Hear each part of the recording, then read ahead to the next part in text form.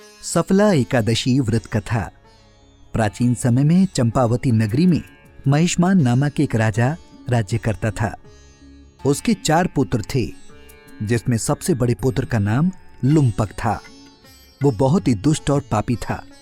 वो हमेशा परस्त्री गमन में या फिर वैश्याओं के यहां जाकर अपने पिता का धन व्यय किया करता था। देवता, ब्राह्मण, वैष्णव आदि सुपुत्रों की निंदा करके वो अति प्रसन्न होता था। सारी प्रजा उसके कुकर्मों से बहुत दुखी थी, परंतु युवराज होने के कारण सब चुपचाप उसके अत्याचारों को सहन करने को विवश थे और किसी में भी इतना साहस नहीं था कि कोई राजा से उसकी शिकायत करता। लेकिन एक दिन बुराई का अंत जरूर होता है। एक दिन किसी तरह से राजा महिष्मान को लुम्पक के कुकर्मों का पता चल गया। अपने पुत्र के बारे में ऐसी बातें सुनकर राजा अत्यधिक क्रोधित हुआ और उन्होंने लुम्पक को अपने राज्य से निकाल दिया। पिता द्वारा त्यागते ही लुम्पक को किसी ने सहारा नहीं दिया और सभी ने त्याग दिया। अब वो सोचने लगा कि मैं क्या करूं, कहां जाऊं। अंत में उसने रात्रि को पिता के राज्य में चोरी करने की ठानी। वो दिन में राज्य से बाहर रहने लगा और रात्रि को अपने पिता की नगरी में जाकर चोरी तथा अन्य बुरे कर्म करने लगा। रात में वो जाकर नगर के निवासियों को मारता और उन्हें खूब प्रताड़ित करता था। इसके साथ ही वो निर्दोष पशु पक्षियों को मारकर उनका भक्षण किया करता था। किसी रात जब वो नगर में चोरी आदि करते पकड़ा भी जाता तो राजा के डर से पहरेदार उसे छोड़ देते थे। कहते हैं कि कभी कभी अनजाने में भी प्राणी ईश्वर की कृपा का पात्र बन जाता है। ऐसा ही कुछ लुम्पक के साथ भी हुआ। जिस वन में वो रहता था वो वन भगवान को भी बहुत प्रिय था। उस वन में एक प्राचीन पीपल का वृक्ष था तथा उस वन को सभी लोग देवताओं का क्रीड़ा स्थल मानते थे। वन में उसी पीपल के वृक्ष के नीचे महापापी लुम्पक रहता था। कुछ दिन बाद पौष मास के कृष्ण पक्ष की दशमी के दिन वस्त्रहीन होने के कारण लुम्पक तेज ठंड से मूर्छित हो गया। ठंड के कारण वो रात को सो न सका और उसके हाथ पैर अकड़ गए। वो रात बड़ी कठिनता से बीती, किंतु सूर्य के उदय होने पर भी उसकी मूर्छा नहीं टूटी। वो ज्यों का त्यों पड़ा रहा।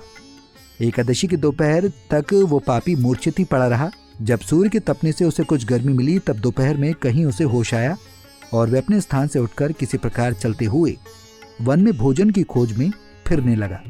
उस दिन वो शिकार करने में असमर्थ था, इसलिए पृथ्वी पर गिरे हुए फलों को लेकर पीपल के वृक्ष के नीचे गया। तब तक भगवान सूर्य अस्ताचल को प्रस्थान कर गए थे। भूखा होने के बाद भी वो उन फलों को न खा सका, क्योंकि कहाँ तो वो नित्य जीवों को मारकर उनका मांस खाता था और कहाँ फल। उसे फल खाना तनिक भी अच्छा नहीं लगा। अतः उसने उन फलों को पीपल की जड़ के पास रख दिया और दुखी होकर बोला, हे ईश्वर, ये फल आपको ही अर्पण हैं। इन फलों से आप ही तृप्त हों। ऐसा कहकर वो रोने लगा और रात को उसे नींद नहीं आई।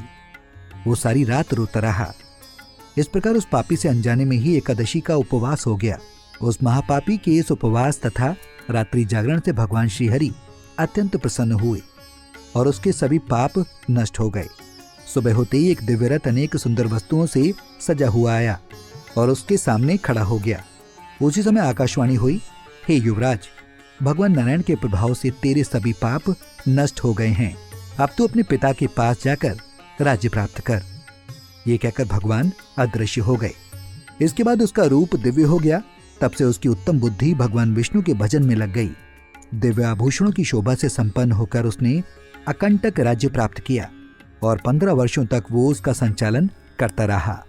उस समय भगवान श्री कृष्ण की कृपा से उसके मनोज्ञ नामक पुत्र उत्पन्न हुआ। जब वो बड़ा हुआ तब लुम्पक ने तुरंत ही राज्य की ममता छोड़कर उसे पुत्र को सौंप दिया और वो भगवान श्री कृष्ण के समीप चला गया, जहां जाकर मनुष्य कभी शोक में नहीं पड़ता। राजन, इस प्रकार जो सफला एकादशी का उत्तम व्रत करता है वह इस लोक में सुख भोग कर मरने के पश्चात तो मोक्ष को प्राप्त होता है। संसार में वे मनुष्य धन्य हैं जो सफला एकादशी के व्रत में लगे रहते हैं। उन्हीं का जन्म सफल है। महाराज, इसकी महिमा को पढ़ने, सुनने तथा उसके अनुसार आचरण करने से मनुष्य राजसूय यज्ञ का फल पाता है। कुंडी टीवी डेस्क से प्रिया शर्मा की रिपोर्ट। इसी तरह की और भी जानकारी लेने के लिए हमारे चैनल को सब्सक्राइब करें और नई वीडियो की नोटिफिकेशन के लिए बेल आइकॉन दबाएं। अगर आप ये वीडियो फेसबुक पर देख रहे हैं तो वीडियो को लाइक और शेयर करें। साथ ही अपनी राय कमेंट बॉक्स में जरूर बताएं। धन्यवाद।